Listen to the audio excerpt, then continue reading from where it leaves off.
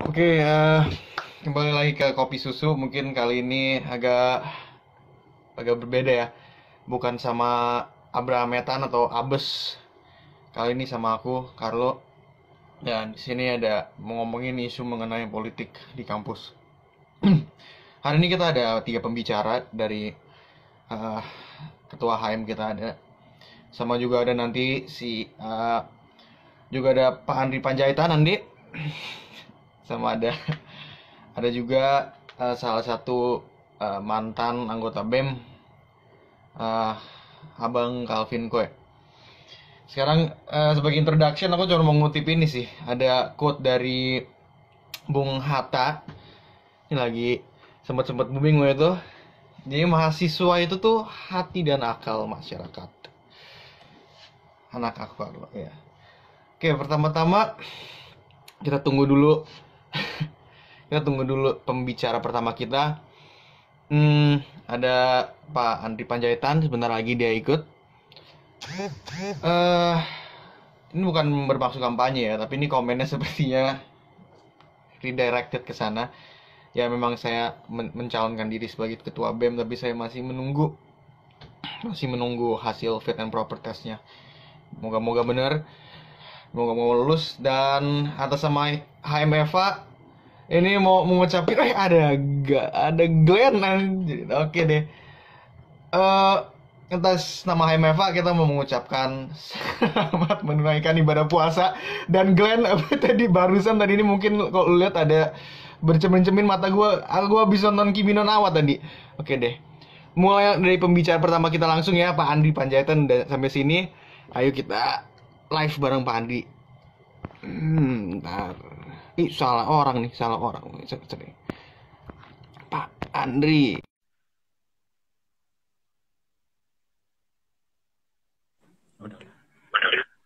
Halo Pak, how are you? Halo, very good. Thanks God. Gimana, Carlo, kabarnya? Baik juga, dan tentu Pak, gimana nih lagi masa PSBB gini?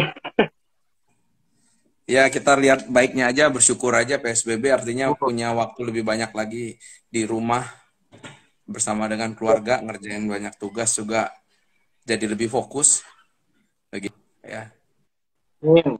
Kamu gimana Dan Pak, kabarnya, Carlo?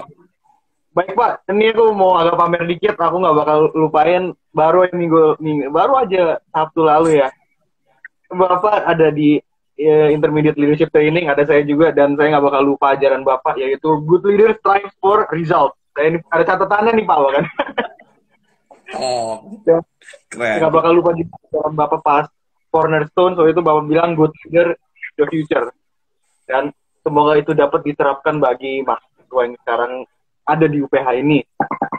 Uh, Amin. Pak, kita langsung masuk ke pertanyaan pertama ya. By the way, ini kalau ada yang mau nanya, silakan langsung tanya aja di kolom komen. Ya, pertanyaan pertama nih Pak. Ini Ya, kan politik kampus adalah manifestasi dari gerakan mahasiswa yang berwujud seperti pemerintahan mahasiswa, di mana kampus telah menjadi wadah lahirnya generasi intelektual masa depan yang berpengaruh besar terhadap pembangunan manusia berkualitas dan kompeten. Ini aku akan mengutip dari Bung Hatta yang mengatakan bahwa mahasiswa adalah akal dan hati masyarakat. Nah, menurut Bapak nih, sebagai seseorang yang udah pernah berorganisasi, apalagi sekarang menjadi director di Student Life, seberapa penting gitu seorang mahasiswa memahami tentang organisasi kampus, kayak ikut UKM, ULM, OK. Ini apa manfaatnya ini? Gimana menurut oke. Bapak? Thank you, Carlo. Kalau tanya seberapa penting, saya harus bilang penting banget. Kenapa Tuh. penting banget? Karena sejarah juga membuktikan paling tidak Indonesia peran daripada pemuda, khususnya mahasiswa, itu sudah bisa membawa Indonesia berubah. Dan yang kita harapkan selalu adalah perubahan yang lebih baik. Mahasiswa, pemuda itu nggak pernah lepas dari hal-hal penting yang terjadi di bangsa ini. Jadi kalau tanya Tuh. seberapa penting, pasti penting banget. Nah, dalam konteks mahasiswa, tadi kan ditanyain soal politik ya. Mungkin kita perlu tahu apa sih yang dimaksudkan dengan politik, terutama dengan politik kampus. Nanti juga sebetulnya Ya. sudah ada pakarnya, ada Koe nanti yang juga akan berbicara Mungkin dia juga bisa jelaskan politik kampus seperti apa. Tapi paling tidak, kalau politik, setahu saya Aristoteles bilang kan usaha yang ditempuh warga negara untuk mewujudkan kebaikan bersama. Ya, jadi yang saya pegang adalah orang yang berpolitik, mahasiswa yang berpolitik, tujuannya adalah untuk mewujudkan kebaikan bersama. Nah, kebaikan bersama kan penting. Jadi kalau politik untuk kebaikan bersama, ya itu penting banget. Dan peran aktif mahasiswa sangat diperlukan. Nah, terkait dengan keaktifan mereka di OK, UKM, ULM, saya lihat itu pentingnya adalah pertama-tama adalah untuk mahasiswa itu sendiri. Ya, kalau Carlo juga mulai aktif di kegiatan organisasi, pasti udah ngerasain manfaatnya, dampak daripada keterlibatan di dalam organisasi kemahasiswaan. Izin mungkin saya coba bacakan sedikit apa namanya, kenapa sih ada organisasi kemahasiswaan? Ya, itu dasar hukumnya itu di Undang-Undang Nomor 12 Tahun 2012. Saya bacakan. Fungsi Ormawa 1, mewadahi kegiatan mahasiswa. Boleh ulang Pak, Undang-Undang nomor berapa tadi? Nomor 12 tahun 2012. Ini kan kalau anak hukum kan senang kalau dikasih aturan-aturan kan. Biar ada dasarnya. Kenapa penting? Karena gini, organisasi kemahasiswaan itu sebagai wadah, mewadahi kegiatan mahasiswa dalam mengembangkan bakat, minat, dan potensi mahasiswa. Artinya apa? Ini sangat penting. Karena dengan ada wadah organisasi, yang diharapkan tuh mahasiswa itu bisa berkembang. Bakatnya, minatnya, dan potensinya. Jadi ini untuk kepentingan mahasiswa. Poin B-nya adalah mengembangkan kreativitas, kepekaan, daya kritis, keberanian, dan kepemimpinan, serta rasa kebangsaan. Nah, ini juga satu hal yang sangat diperlukan. Ya. Yang ketiga, ya, memenuhi kepentingan dan kesejahteraan mahasiswa. Dan yang keempat, mengembangkan tanggung jawab sosial melalui kegiatan pengabdian kepada masyarakat. Nah, dari 4 poin dari Undang-Undang Nomor 12 Tahun 2012 ini, kita lihat banget betapa organisasi kemahasiswaan, atau saya lebih jauhnya lagi OK, UKM, ULM ya. Kan di UPH itu ada organisasi kemahasiswaan, ada unit layanan mahasiswa, dan ada unit kegiatan kemahasiswaan.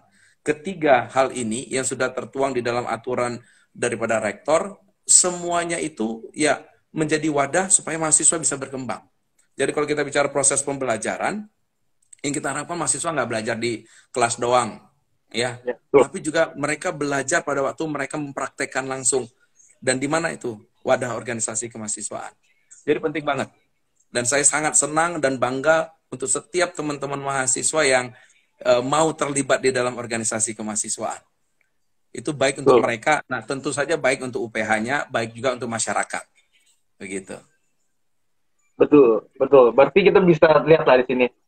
Kalau it's more than studying, nggak, itu lebih dari cuma sekedar belajar di kelas saja ya itu. Bahkan di undang-undang ada bahwa tadi udah dituliskan itu. Kalau mahasiswa tuh ke sekolah bukan hanya untuk duduk di kelas belajar, yang lebih baik emang kita berorganisasi. Dan menurut Bapak nih, yang aku lihat deh, kalau misalkan kita berorganisasi di sekolah itu tuh seakan-akan, atau berpolitik di sekolah itu seakan-akan menjadi gimana ya? Kalau aku boleh bilang itu kayak tutorial akan hidup nanti gitu. Karena nanti di masa depan, of course, everyone harus ikut keorganisasian atau gimana gitu. Setuju. Nah, untuk pertanyaan berikut Pak, ini kan berhubungan emang sekarang lagi ada pemilihan BEM lagi nih yang baru. Ya benar. Tuh, tapi saya belum tahu kalau saya lulus fit and proper atau enggak.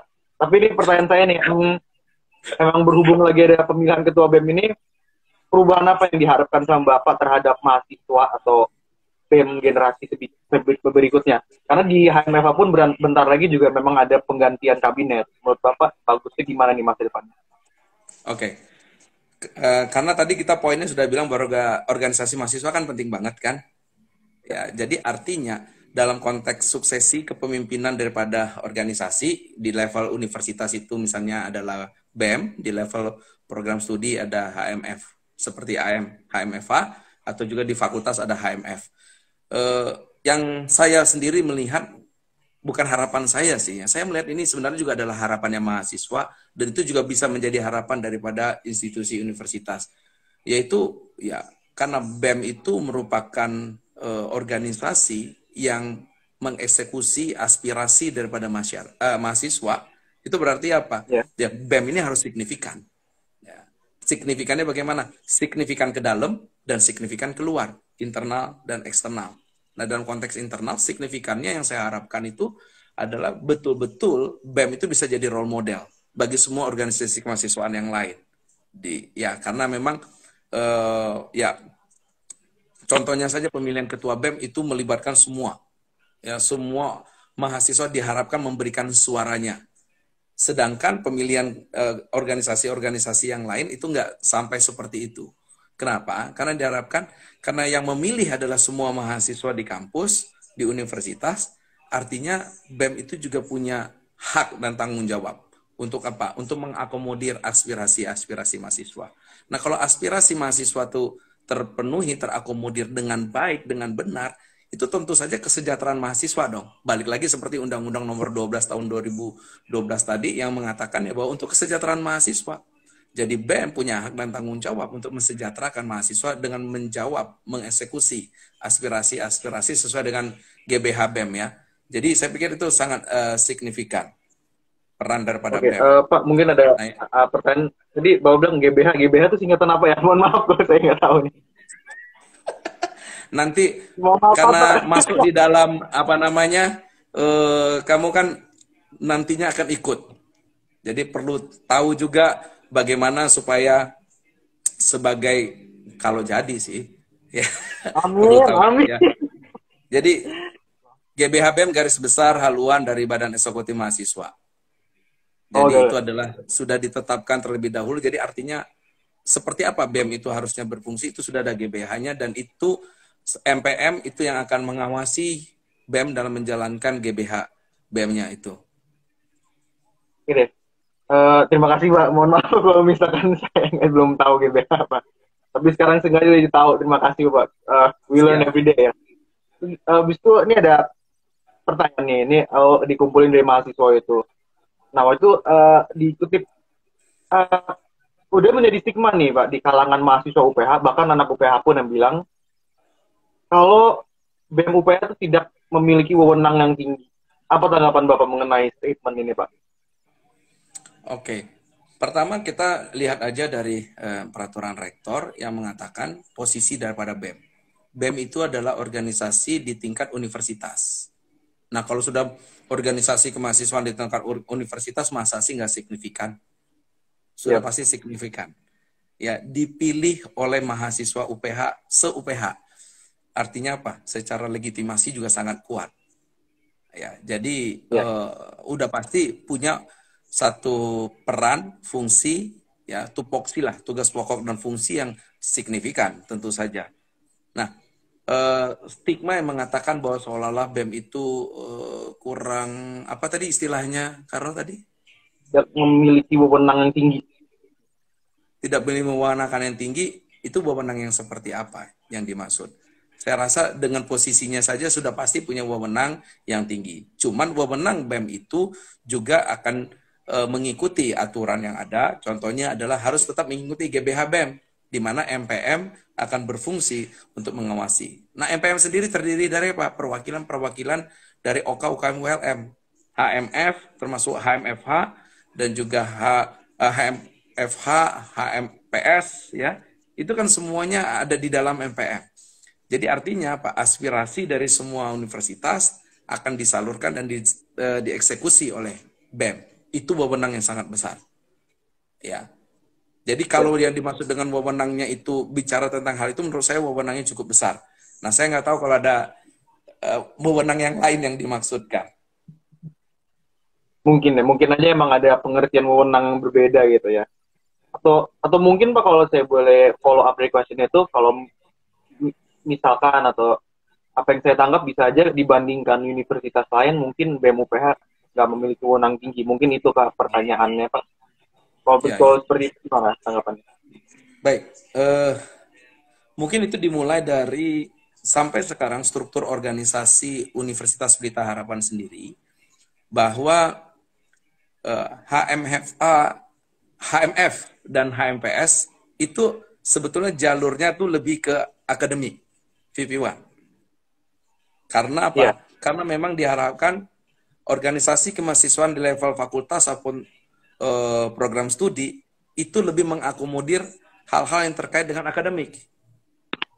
Ya. Nah, hal-hal yang non akademik itu ada di organisasi kemahasiswaan level universitas. Karena kalau akademik kan unik ya. Kita paling tidak program studi kita lebih dari 30. Tidak mungkin level universitas yang mengakomodir kepentingan-kepentingan akademik itu. Sehingga memang organisasi kemahasiswaan di level fakultas maupun program studi itulah yang akan lebih fokus untuk terkait dengan akademik. Yang non akademik itu di level universitas. Disitulah ada BEM.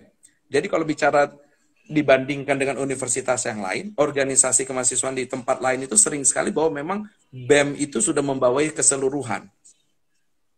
Jadi bukan hanya bicara tentang hanya BEM saja, tetapi BEM ini memang menjadi satu super body, sehingga memang otoritas dan wewenangnya cukup besar.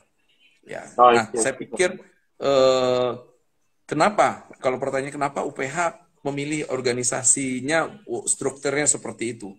Karena jelas BEM itu ada di bawah Wakil Rektor 3 kemahasiswaan, sedangkan HMF dan juga HMPS itu di bawah Wakil Rektor bidang akademik. Jadi itu jelas-jelas terlihat udah secara organisasi strukturnya kan terpisah ya. Nah, artinya memang supaya lebih fokus sih sebetulnya. Sehingga akhirnya organisasi itu lebih efisien, lebih efektif, lebih optimal dalam menjalankan fungsi dan peran pokoknya mereka dengan mereka punya konsentrasi. Itu sebetulnya yang diharapkan dengan adanya struktur organisasi yang seperti sekarang kita miliki. Dan itu mungkin kesannya jadi seolah-olah kok BEM UPH wewenangnya cuma segitu gitu. Kira-kira mungkin itu yang bisa saya jawab. Oke deh. Ini ada beberapa pertanyaan dari para penonton, Pak. Yang pertama dari Bung Rebecca Tiremine. Dia bertanya, subsidi kampus nggak ada? Tanda tanya. Apa nih maksudnya? Oh, maksudnya mungkin maksudnya tentang subsidi ke arah kemahasiswaan gitu. Betul. Ini apakah ada kaitannya dengan learning from home ya? Mungkin aja. Oh iya mungkin ya kayaknya iya Pak. Ya seperti itu. Oke, thank you. Pertanyaan tadi siapa yang nanya? Rebecca, thank you ya pertanyaannya ya. Jadi begini, kalau ditanya adakah subsidi untuk mahasiswa, ada banget. Jadi kalau perlu teman-teman, saya sekaligus kasih tahu, ini ada beberapa mahasiswa kita, karena memang kondisi COVID-19 ini, sehingga ekonomi keluarganya betul-betul tidak mudah. Ya, bahkan kita mendapatkan informasi ada mahasiswa untuk makan saja mereka sudah mulai bergumul saat ini. Ya, nah itu kita coba data. Kita bersyukur, berterima kasih teman-teman dari MPM itu betul-betul bergerak dengan sangat proaktif. Sehingga akhirnya kita dapat informasi ini, mahasiswa-mahasiswa yang memang membutuhkan bantuan, membutuhkan support terkait dengan kondisi mereka, sehingga akhirnya kita bantu. Ya, bahkan itu bukan institusional, bahkan dalam konteks itu adalah voluntary, dosen, staff, ya contohnya kita di Fakultas Sains dan Teknologi, ya karena saya dosen di situ juga, ya kita kumpulin dana, terus kita kirim. Ya, jadi ada beberapa mahasiswa kita mendapatkan semacam support ataupun dukungan. Nah, jadi memang yang dimaksud dengan subsidi mungkin menurut saya adalah bagi mereka yang memang benar-benar membutuhkan pertolongan ataupun dukungan terkait dengan kondisi ekonominya mereka. Tapi nggak semua loh. Ya, ada juga mahasiswa yang sebenarnya fine-fine aja kok, oke-oke saja. Nah, lebih baik kita coba menyalurkannya kepada pihak-pihak yang memang benar-benar membutuhkan. Terus mungkin ada lagi yang bertanya begini, tapi kan UPH jadi nggak terlalu aktif lagi ya kan, karena semua sekolah belajar di rumah. Sebetulnya dengan kondisi sekarang ini, salah satu hal UPH investasi cukup besar untuk teknologi. Ya, mungkin teman-teman kalau belum tahu, sekaligus nih kesempatan bagus untuk saya kasih tahu. Bahkan sekarang kita punya VP khusus untuk hal itu. Kita punya CTO, ya, Chief Technology Officer, yang berurusan dengan teknologi. Karena memang kita pengen supaya kampus kita itu juga maju dalam kaitannya dengan teknologi. khususnya teknologi pendidikan. Ya, mungkin teman-teman sudah mulai merasakan kalau misalnya belajar kuliah pakai Zoom, kita nggak pakai Zoom yang gratisan kan, kita pakai Zoom profesional, ya bahkan bisnis, dan itu kita beli akunnya, kita bayar akunnya, dan juga banyak lagi sarana prasarana yang memang untuk kebutuhan online learning ini kita mau nggak mau harus investasi cukup banyak, ya, sehingga akhirnya bukan tidak ada cost, tapi costnya berpindah alokasinya. Ya, untuk apa? Supaya kualitas pembelajaran kita tetap terjamin. Jadi memang tepat sasaran subsidinya. Ya, itu mungkin kalau ditanya tentang subsidi. Dan ya saya percaya ya dalam konteks kesejahteraan sosial itu juga bicara tentang kesejahteraan yang sifatnya tidak merata untuk semuanya, tapi merata dalam konteks kebutuhannya yang dijawab. Jadi teman-teman, saya bilang kita perlu bersyukur kalau kita tidak mengalami kekurangan dalam kondisi gini, karena begitu banyak yang ternyata mengalami kesulitan dan kekurangan. Mari kita subsidi, mari kita support, mari kita dukung mereka sama-sama. Tuh. Dan itu pun dukungan bukan hanya melalui dari kampus saja, dari mahasiswa juga bisa kan Pak. Kayak ini sekarang BEM bahkan bekerja sama HMEPA mengenai UPH Peduli yang sudah mencapai 50 juta sekarang sumbangan buat tim medis COVID-19, ya kan, Mbak? UNICEF, gitu. UNICEF jadi, dan juga Siloam. UNICEF, ya. Siloam ya. Banyak. Di sini kita bisa lihat emang di sini nggak bisa semua kita salahin pemerintah, mungkin tanggapannya lama atau enggak. Tapi di sini kita bisa lihat peran mahasiswa tuh udah setingkat pemerintah bisa membantu satu sama lain gitu ya.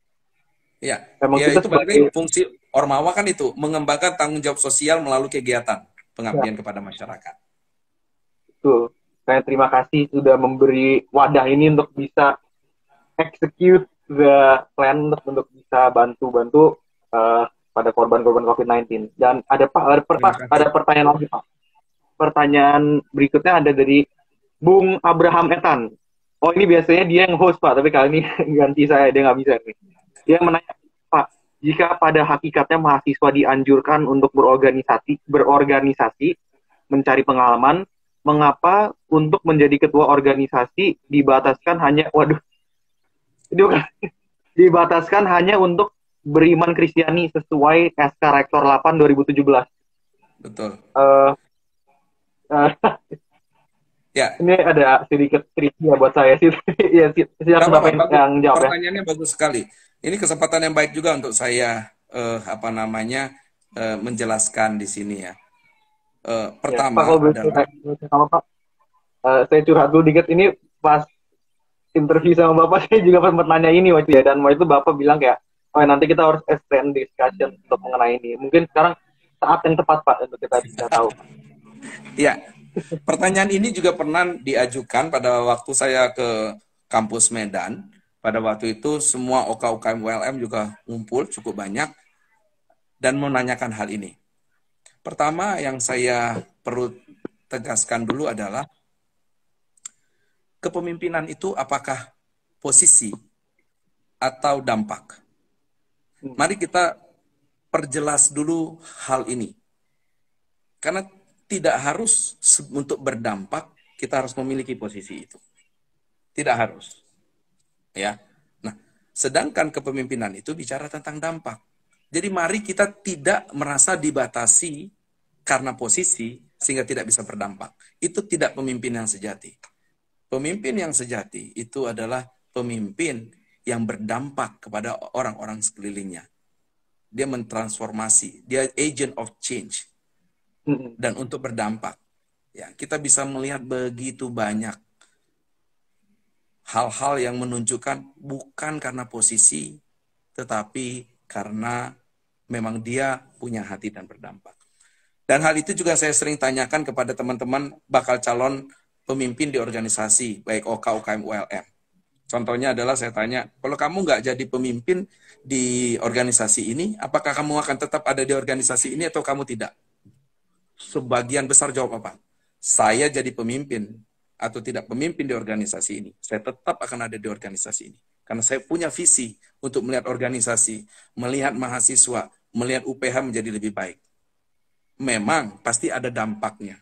Dengan mempunyai posisi yang menjadi ketua misalnya, dengan tidak, pasti ada dampaknya. Tetapi dampaknya tidak sesignifikan kalau memang dia punya betul-betul visi dan hati untuk melihat. Karena dia bisa juga mendukung. Nah, ini yang lebih penting dulu. Terus terkait dengan kenapa harus iman Kristiani untuk jadi ketua. Pertama adalah sesuai dengan apa yang sudah kita sepakati bersama. Di mana sepakatannya itu pada waktu semua mahasiswa UPH mau sebelum masuk ke UPH, baik calon mahasiswa ataupun orang tua itu sudah menandatangani satu perjanjian surat yang menyatakan bahwa menyetujui bahwa di kampus UPH kita akan menjalankannya dengan nilai-nilai Kristiani. Nah, pertanyaan saya, kalau seorang pemimpin organisasi, contohnya misalnya BEM saja, ya, karena ini konteks ini juga ditanyakan oleh Carlo pada waktu itu, ya, kalau dia bukan beriman Kristiani, tapi diminta untuk menjalankan prinsip dan nilai-nilai Kristiani, itu fair atau tidak buat orang tersebut? Tidak. Ya, kan malah jadi tidak. Sedangkan dari awal kita sudah sepakat bahwa UPH akan menjalankan proses pembelajarannya dengan prinsip dan nilai-nilai iman Kristiani. Rasanya malah kita seolah-olah tidak adil.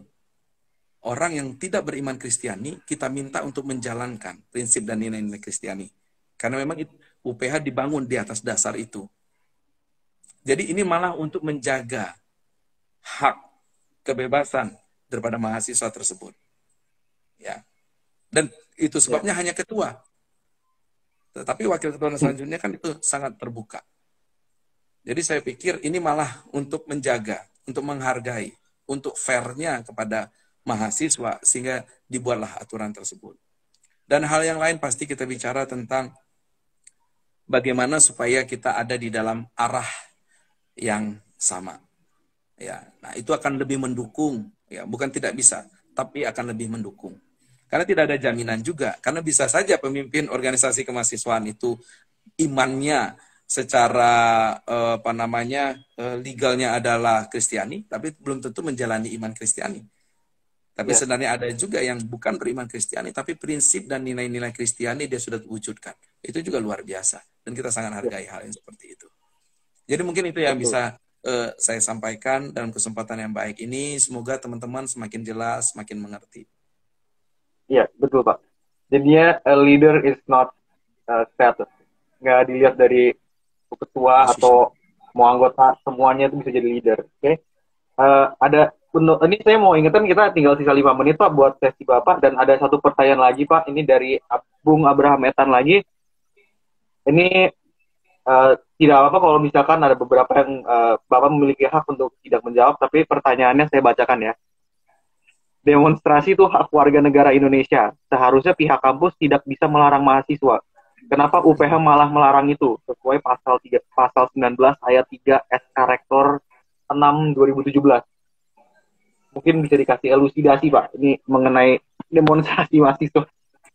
Ya, mungkin Abraham untuk lebih lanjutnya lagi bisa ketemu saya, kita ngobrol-ngobrol sambil ngopi nanti setelah selesai urusan COVID-19 ini ya.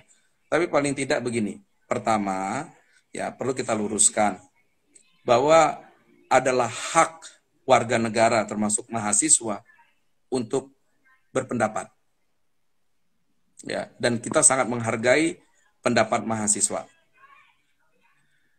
Kalau diperhatikan, saya coba tanya, Abraham ini bisa dikontak nggak? Oh iya, nanti coba saya kontak Abraham, nanti saya kirim kontaknya ke Bapak ya Pak. Oh enggak, maksud saya kalau bisa live streaming, saya lebih enak akan langsung bicara dengan Abraham. Pertanyaan saya adalah, Abraham tahu persis nggak pasal itu bercerita tentang apa? Itu bercerita tentang sikap.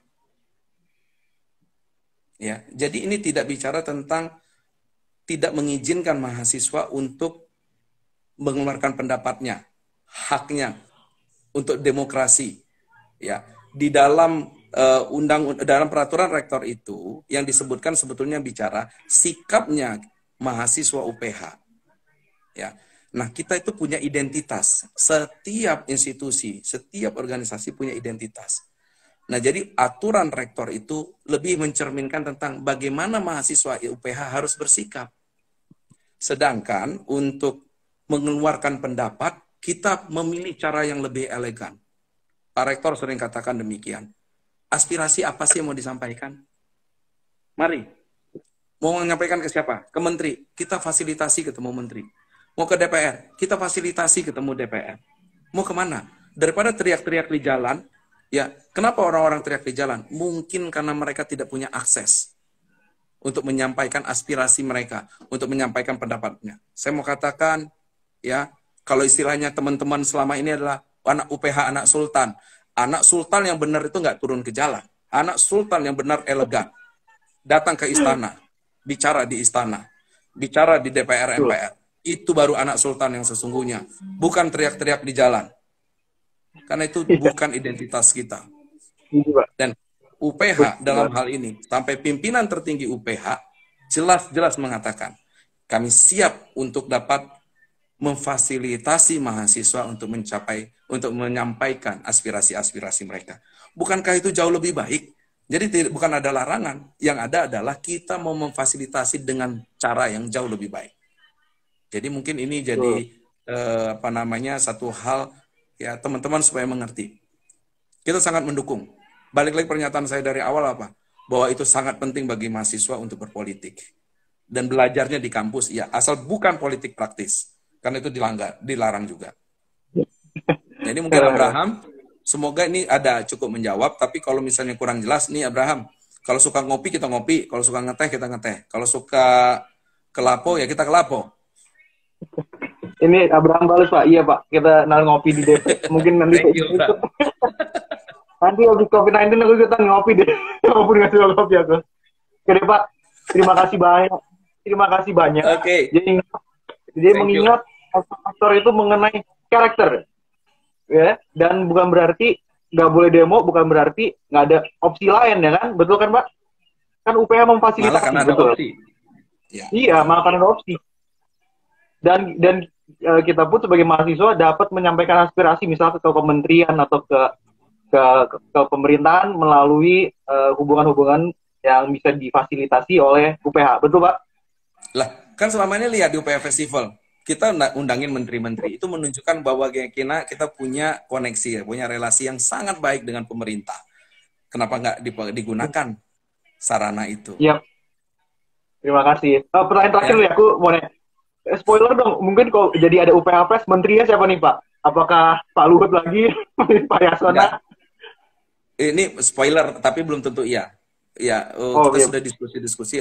Karena memang kemungkinan besar kalau ternyata COVID-19 sampai Agustus masih kita perlu lebih banyak menjaga jarak, physical distancing seperti itu, jadi kemungkinan besar akan online.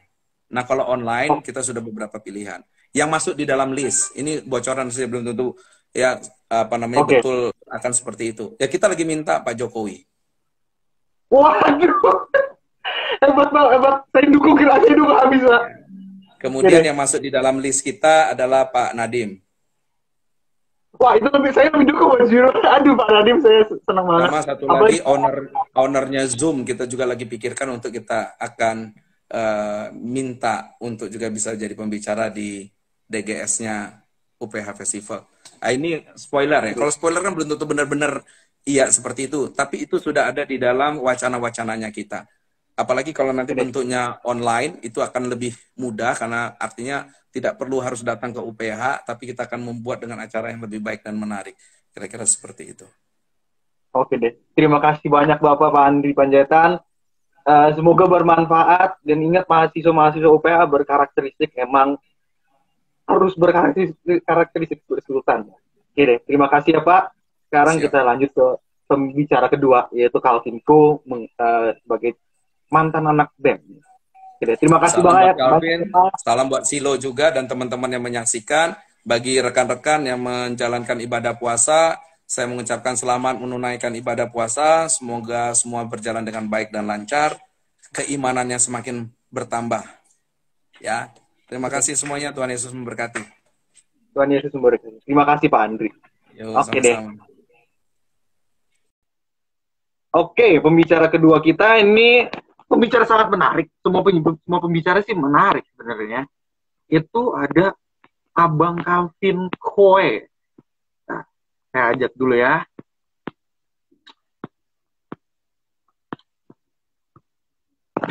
Bentar. Sepertinya ada. Saya tanya dulu ya, IG apa ya?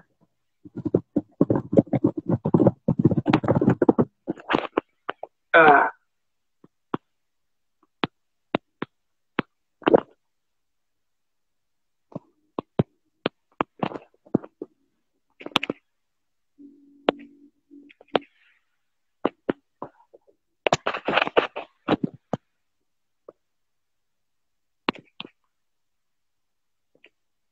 Oke, tunggu sebentar ya, guys.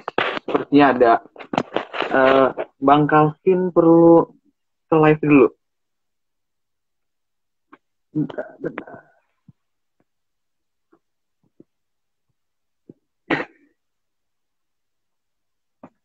Saya lagi connect Bang Calvin untuk masuk ke IGTV dulu. IG live dulu.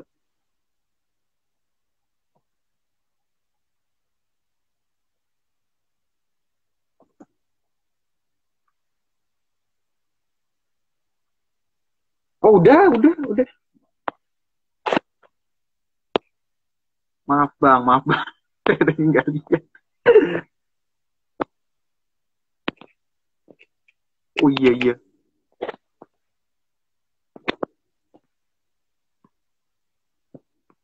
Oke.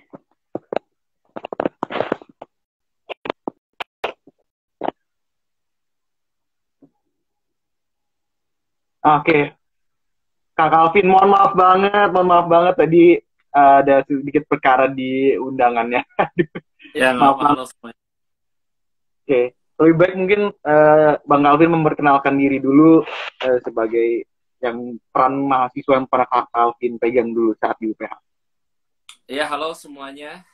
Terima kasih HMFA UPH.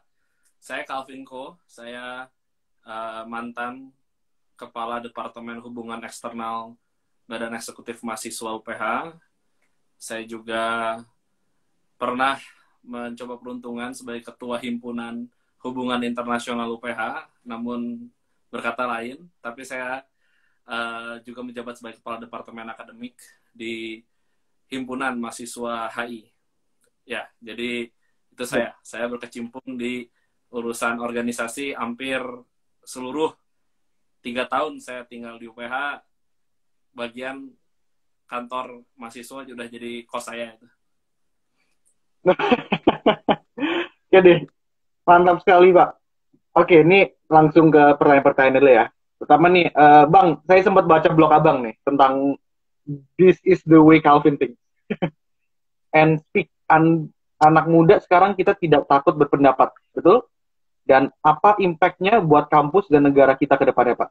Kak, menurut Kakak, karena sekarang mahasiswa sebaiknya tidak takut berpendapat, apa dampaknya bagi negara kita ini yang bisa kita beri?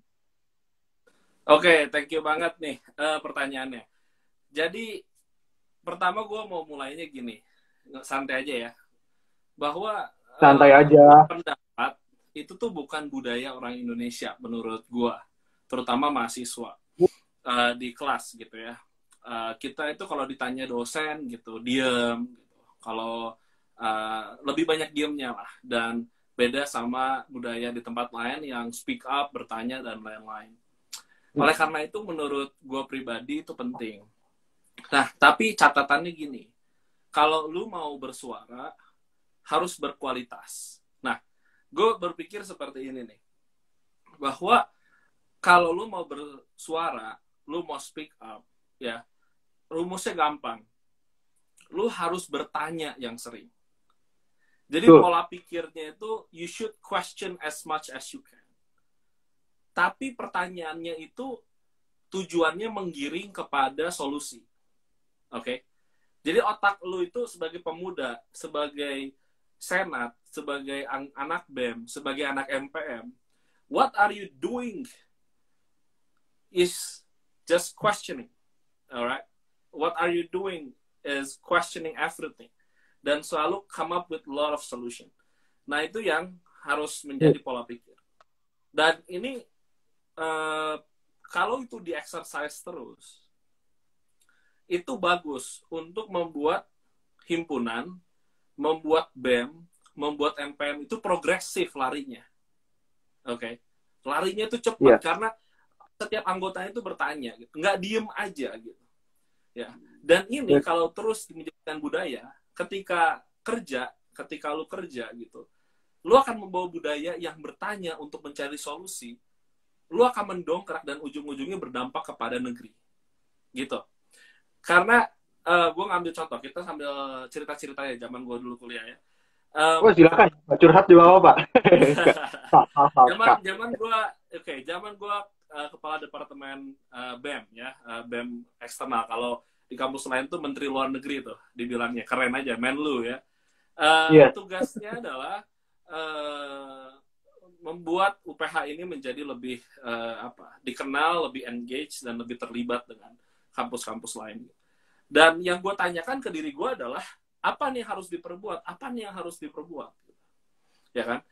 UPH katanya kampus yang beda sama Trisakti, kita ini gaya lah beda. UPH itu punya kelasnya sendiri dan segala macam.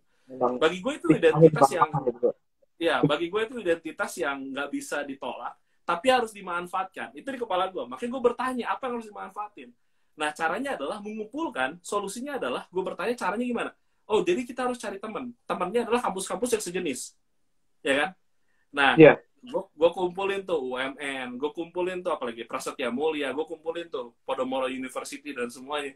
Kita bikin kelompok sendiri akhirnya. Namanya AMPI, Asosiasi Mahasiswa Peduli Indonesia. Udah pernah dibuat sebelumnya, gue perkuat lagi. Nah, dari situ gue bawa ke BEM Nusantara, yang isinya Trisakti dan lain, gue perkenalkan.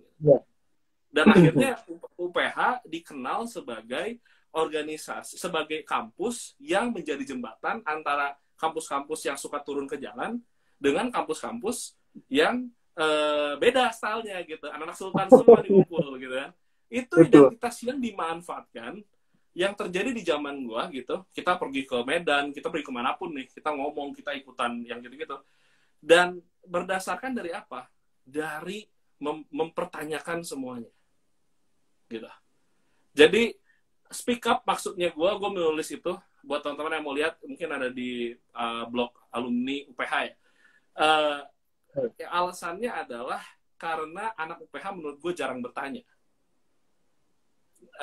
terutama di level mahasiswa organisasi.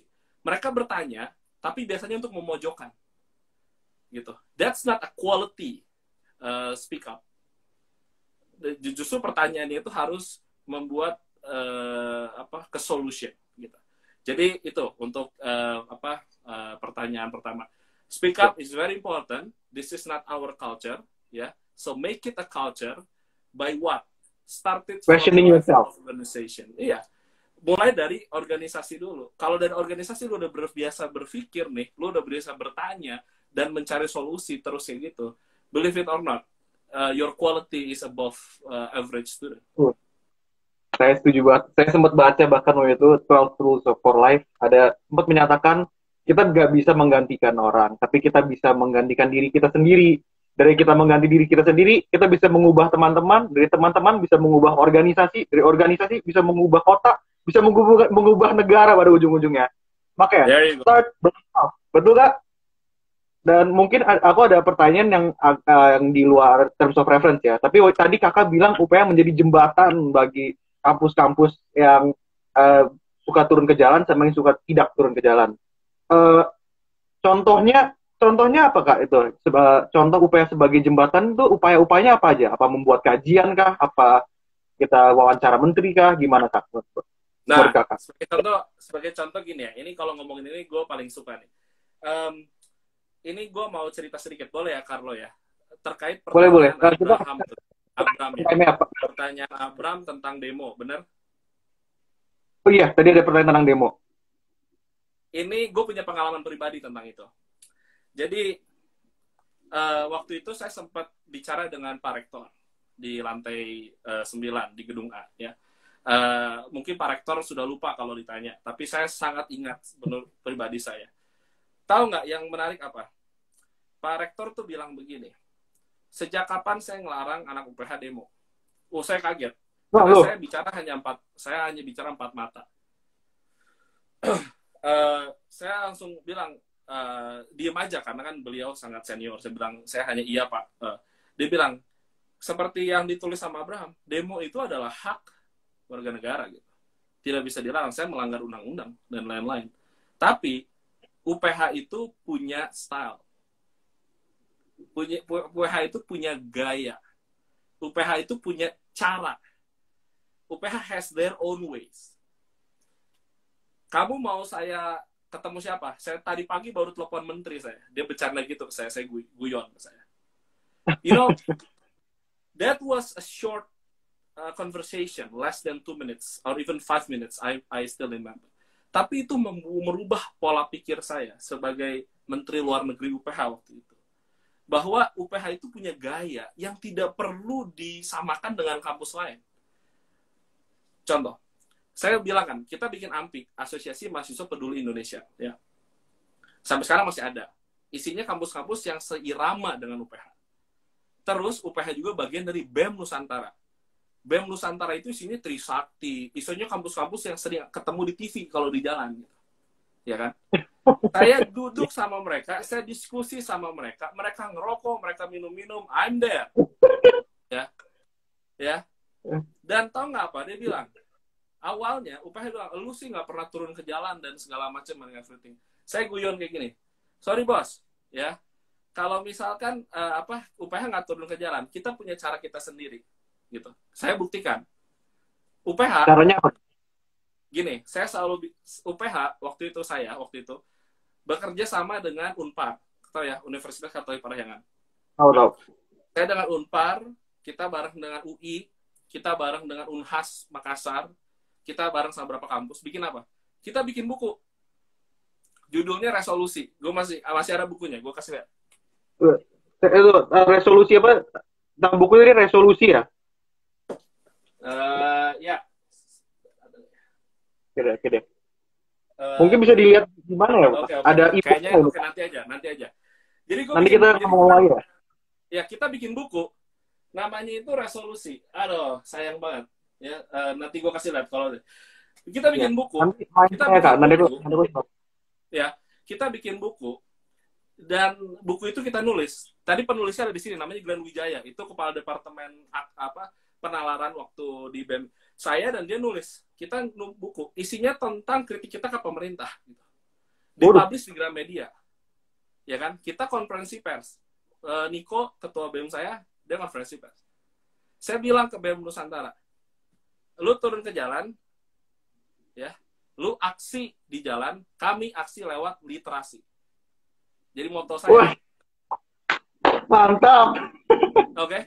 Jadi waktu saya jadi ketua BEM, kepala departemen, BEM UPH, aksi melalui literasi.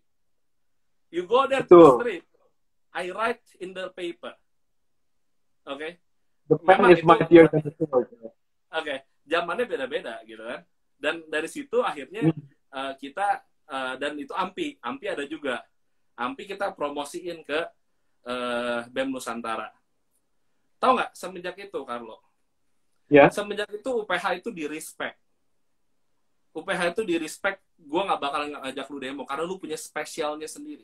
Saya bilang, setiap kampus tuh punya spesialnya sendiri. Jangan dipaksa. Saya kasih tahu ya, Trisakti sama UPH, kalau ngomongin networking, dikumpulin itu anak-anak UPH yang di gedung F, networking, papahnya, apanya, segala macam, kita tuh massive. We can do everything. Right? The question is how we package our aspiration to become an elegant way, just like what Pak Andri said. So this is not about how you go to the street. Going to the street is very good. It's very good, right?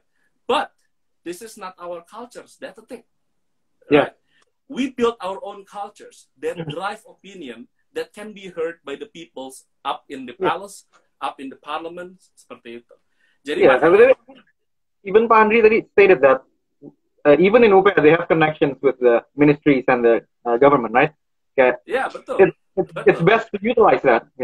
And you know what? Dan apa? Kita bilang ke kita bilang jadi jembatan kan. Apa yang diomongin sama teman-teman kampus negeri dan lain-lain, kita sampaikan ke ini. Karena kampus-kampus yang senada sama kita tuh takut, tau nggak? Ya, mereka tuh takut bergabung dengan mereka, takut, oh serem, Prasetya Mulia dan segala macam, serem dan segala macam, ya kan? Tapi justru kita tuh ngasih tahu ke mereka, enggak juga loh, mereka tuh nggak serem loh, gitu. Yuk kita bareng-bareng, mereka yang caranya beda. Jadi ada gap. So my message is ya, do not copy others. We have our own style. You make your own style. You make your own era. Gitu. Right. Be UPH. Don't try to be someone else. Ya. Iya, that's true. Ya kan, kita tuh Mantep, powerful. Mantep. Sebenarnya Kak, ini aku pengen lanjut lagi, tapi emang ada constraint of time. Jadinya terpaksa kita punya pembicaraan berarti di sini saya. Tapi nanti of course kalau mau kopi, kalau mau kopi susu, nanti ketemu di DP habis COVID-19 bisa ya Kak? Boleh, anytime. Oke deh. Terima kasih banget deh Kak. Jadi ingat, peran mahasiswa it's not only going to the streets, you know. Kayak you can move to literacy. Bahkan waktu itu saya bareng teman-teman saya di HMF, Pak. Spoiler alert, kita membuat dokumenter tentang hukuman kebiri dan bentar lagi mau dipublish tanggal 27, nanti nontonnya. Oke, maaf. Okay. Yeah. Terima kasih Bang Calvin. God bless you. Stay safe. Maju terus, keep up your ideas, keep up your creativity ya. Make UPH stand before other university yang menjadi caranya sendiri. Oke. Thank you. You stay safe, brother. Oke deh. Nah, sekarang ini ada pembicara terakhir kita, mungkin ini yang paling terkenal kali ya. Ini paling terkenal kali. Bang Silo. Mana nih Bang Silo? Bang Silo. Nah, lo. Ini dia nih, Bang Silo.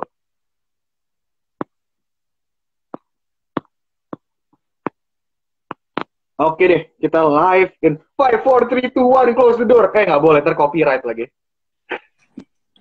Halo. Bang, gue ini pakai PDL. Kangen juga, Pak. Saya ketinggalan, saya UB di kosan. Iya, Bang. Oke. Jadi kita lanjut. Mungkin perkenalkan diri dulu, Bang. Oke, halo semuanya. Nama gue Samuel Silo. Saya Ketua HMFA periode 2019-2020. Ya, itu aja, Carlo. Oke deh. Ya, kita langsung straight ke pertanyaan ya. Ya. Oke, pertanyaan pertama. Sebagai Ketua HMFA periode 2019-2020 yang telah melewati tahap kampanye, pemilihan, habis itu memenangkan pemilihan, apa sih tantangan Bang Silo dalam hal perpolitikan kampus ini? Dan apa aja yang perlu dipersiapkan? Ini comment sectionnya langsung tepuk tangan semua nih. Oke, jadi kendalanya waktu itu di mana Abang di sini harus bisa menerima input dari banyak lapisan mahasiswa, harus datang ke pertemanan-pertemanan yang memang Abang sendiri jarang approach, ataupun ke UKM-UKM. Bahkan Abang coba lihat input dari luar Fakultas Hukum juga, lalu memandukan itu semua, menjadikan itu proker, menjadi outputnya itu seperti entah kebijakan ataupun langkah garis besar kabinet Abang selanjutnya gitu. Jadi bagaimana tuh dari sampling itu abang coba rumuskan dan Abang kelompokkan gitu. Kira-kira di situ sih challenging-nya, tapi seru. Berarti kelihatan perpolitikan itu juga ada tindak sosialnya ya ini. Iya, kalau Abang mungkin lebih ke arah situ ya. Oke deh. Menurut Abang nih, bagaimana Bang Silo netapin visi dan misi untuk periode Bang Silo yang sekarang ini, agar publik bisa melihat sebagai pemimpin yang pantas untuk memimpin Fakultas Hukum. Apa yang Bang Silo lakukan? Oke. Mungkin ini ya, lebih ke arah merendung ya. Selain anak muda itu suka rebahan, jadi kita di saat rebahan itu juga mungkin bisa mendapatkan ide ataupun ada pemikiran-pemikiran. Jadi mulai dari mempertanyakan segala sesuatu. Jadi melihat kita sebagai Abang nih, misal sebagai mahasiswa datang ke kelas, misalnya ada yang Abang perlu lihat ke kiri ke kanan. Oh ternyata misalnya, fasilitas. Mungkin nanti Abang harus ada bikin departemen yang khusus buat bisa memfollow up dari isu-isu dari contohnya misalnya fasilitas, ataupun misalnya dari Abang ngelihat juga dari ada kurangnya misalnya dari partisipasi dari mahasiswa, itu gimana cara menampungnya. Nah segala semacam permasalahan itu abang coba pikirkan dan abang coba tadi dirumuskan lagi. Jadi bagaimana membuat mengkolaborasikan itu semua menjadi kata-kata, bagaimana merumuskan segala sesuatu hal yang random itu menjadi sebuah argumen yang runtut, menjadi output yang runtut, mungkin menjadi suatu proker ataupun menjadi kebijakan. Kira-kira kayak gitu sih. Jadi visi misi yang abang buat itu juga berdasarkan pertanyaan-pertanyaan pribadi, berdasarkan keresahan-keresahan pribadi yang abang buat menjadi sebuah kayak rumusan masalah nih. Dan abang coba analisis, dan analisis itulah yang menjadi tantangan tersendiri, karena abang kan nggak sendiri nih, abang kebetulan ada tim juga. Terus waktu itu juga karena harus dibarengi dengan mencari wakil, mencari calon-calon dari ketua-ketua departemen, itu yang agak susah di situ. Begitu. Ya, sama berarti bisa dilihat kalau mau, if you wanna change the system, join the system. Join the system, betul. Ya, sama pertanyaan terakhir nih. Habis ini silakan tanya-tanya ya di kolom section pertanyaan. Pertanyaan terakhir, Bang Silo menjadi seorang pemimpin pasti sulit karena adanya banyak pendapat yang mau menjatuhkan kakak, dan bahkan ada yang dari mungkin dari organisasi abang pun yang memiliki visi yang bertolak belakang dengan abang. Nah, bagaimana sih menurut Abang Silo ini seorang pemimpin bisa tetap teguh pada integritasnya maupun di tengah-tengah adanya kontradiksi ini? Oke, kalau buat itu gini loh, kalau abang sendiri jujur berterima kasih banget kalau misalnya memang banyak banget yang waktu awal periode, mungkin sampai sekarang masih banyak yang suka mengkritik, baik itu yang membangun ataupun yang tidak membangun. Tapi abang coba bantu evaluasi teman-teman dari kabinet buat bisa kita ngelihat kalau misalnya ada kritik yang membangun, ya coba di follow up lah, dilihat. Terus coba kalau bisa dibantu diajak diskusi, mungkin kurangnya di mana. Jadi dengan adanya kritik itu juga teman-teman di luar kabinet justru menghilangkan subjektivitas dari abang sendiri, menghilangkan subjektivitas dari kita sesama anggota himpunan. Nah, nanti dari situ kita ya tadi bisa menjadi output kita, justru malah kita bisa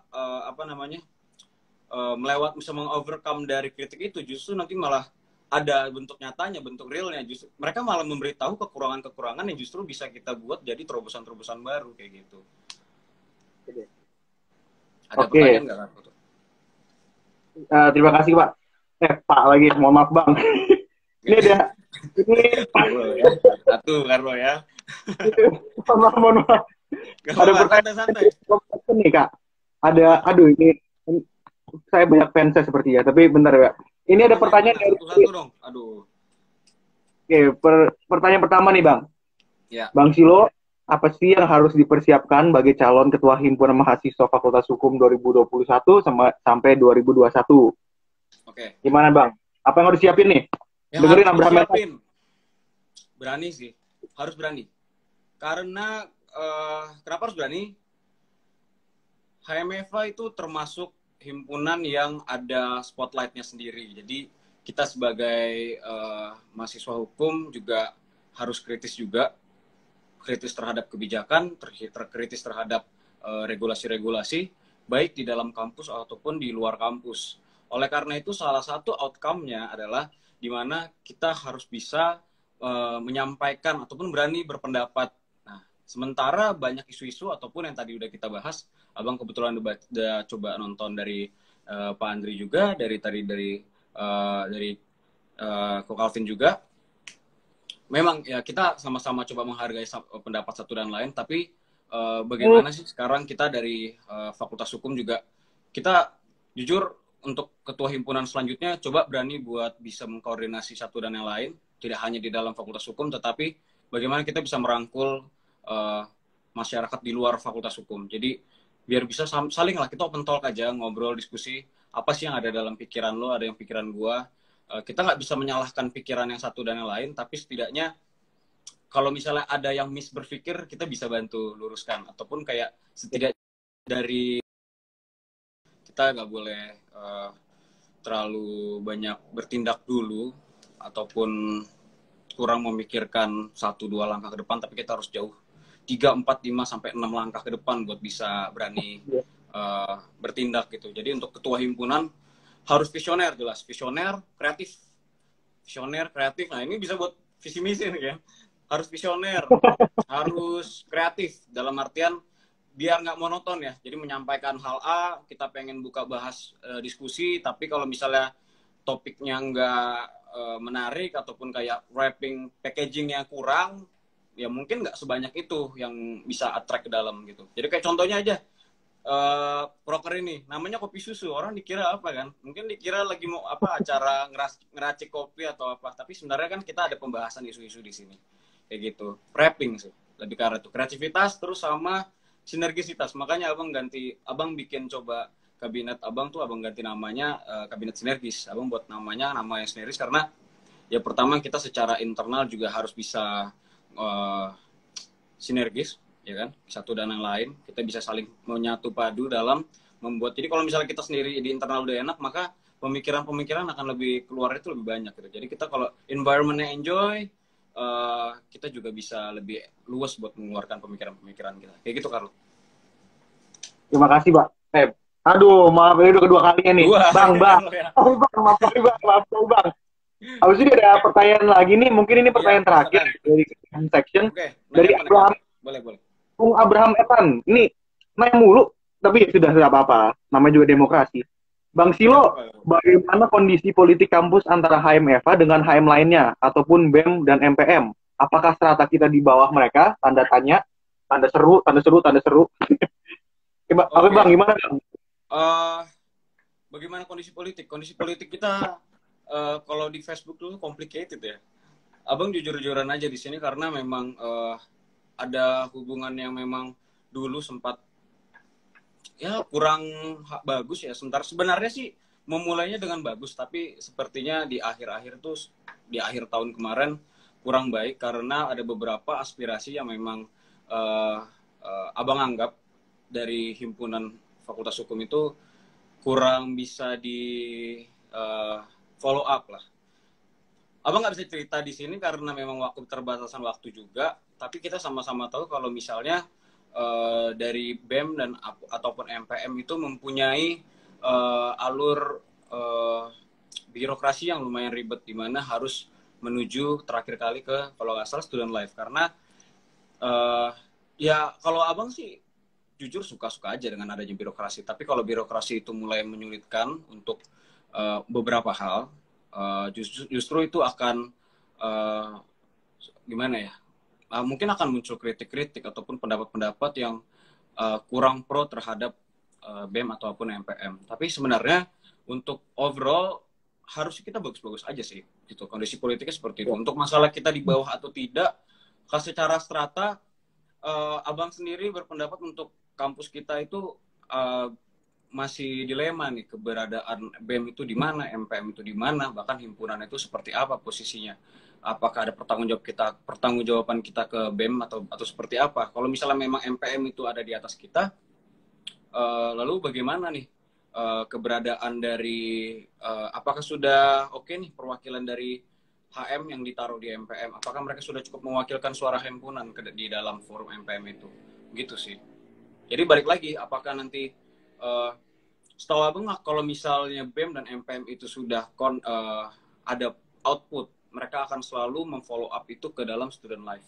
Nah, ketika sudah stop di student life, ya abang nggak tahu apakah mereka berani untuk melanjutkan itu karena namanya pendidikan itu, apakah ini lembaga pendidikan ya, di mana proses pendidikan itu harus bisa memanusiakan manusia. Jadi kalau memang kita berpikir, kita apalagi berpendapat itu menjadi lebih sulit ataupun terbatas, apalagi kalau kita ngomongin soal style kita dirubah-rubah. Karena menurut abang, setiap manusia mempunyai style masing-masing. Bukan karena kita berada di dalam suatu lembaga ataupun institusi, kita harus mengikuti style dari institusi itu. Yaitu menurut pandangan abang sekarang. Tapi kalau memang ada pandangan lain tadi, abang sangat terbuka untuk bisa kita ngobrol, bisa bertukar pikiran, pandangan, kayak gitu sih. Oke deh. Terima kasih Bang Silo. Emang masalahnya ada constraint waktu, jadi ya tidak bisa lama-lama. Ya, terima kasih Bang Silo. Sukses ke depan, Tuhan berkati dan stay safe selama COVID-19 ini ya. Stay safe. Dan ditunggu apa berikut teman-teman semuanya. Oke deh. Oke, thank you ya. Thank you Bang. Yo. Close-nya gimana nih? Kok nggak bisa ini? Ya udah nggak apa, kita penutupan. Oke, udah di live. Oke, penutupan dulu nih. Ini emang ya komen-komennya kayak lagi ribut kenapa ngomongin gue jadi ketua BEM. Memang bener gue nyalon jadi ketua BEM, nanti tolong pilih kalau ya. Sama ini gue ada follow up dari Mr. Calvin Koek, dan ini baru dia kirim ke aku nih foto bukunya dia yang dia ciptakan bersama sebagai anggota BEM. Ini nih, lihat deh. Ini buku yang tadi Bang Calvin maksud, yang dia bilang dia publikasikan bersama anggota-anggota BEM lainnya. Dilihat emang betul bisa pergerakan mahasiswa juga bisa melalui literasi. Ini kita lihat lagi. Ini ada di sini nih, lihat nih. Lambang-lambang mahasiswa BEM-BEM yang waktu itu bantu mempublikasikannya. Ini di sini nih ada ini hitam putih ya, tapi kelihatan ini BEM UPH punya lambang yang ini nih. Jadinya, aku cuma mau beli sih, tapi ntar aku tanya lagi mengenai itu ya. Oke, jadinya untuk segmen ini banyak yang bisa kita dapat, dan terima kasih bagi semua yang udah nonton. Semoga ada beberapa miskonsepsi yang bisa diperluruskan, dan ya semoga gue punya pencalonan sebagai ketua BEM bisa lanjut melalui fit and proper test, dan jangan lupa pilih gue nanti, mohon maaf kampanye. Segmen kopi susu diakhiri hari ini ya. Jadi ya, terima kasih semua, Tuhan berkati, stay safe, dan bagi yang puasa selamat menunaikan ibadah puasa, Tuhan berkati. Terima kasih.